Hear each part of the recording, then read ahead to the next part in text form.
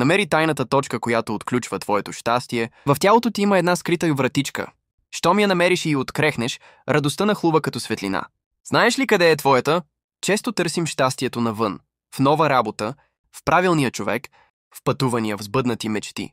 Но истината е, че щастието винаги е било в нас. Той има свой дом, точка в тялото, от която се разлива навсякъде. Наричам я точката на щастието. Когато я откриеш, ще я познаеш. Там е топло, леко, светло. Понякога е като тихо пърхане на пеперуди, друг път като вълна, която нежно те облива. За всеки човек тя е различна.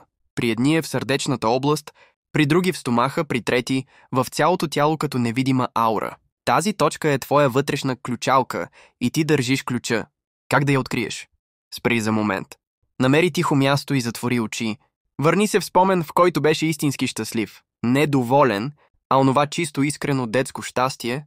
Усети къде в тялото това чувство се появява най-силно. Не го търси логически. Остави тялото ти да каже. Докосни това място с ръка, сякаш натискаш невидим бутон. Позволи усещането да се разлее навсякъде. По ръцете, гърба, краката, чак до върха на главата. Практика за днес.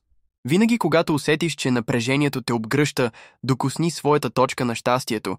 Дишай бавно и си спомни онзи момент, който я отключи. Ще видиш, че тялото ще запомни командата и ще започне да реагира все по-бързо. Въпрос към теб.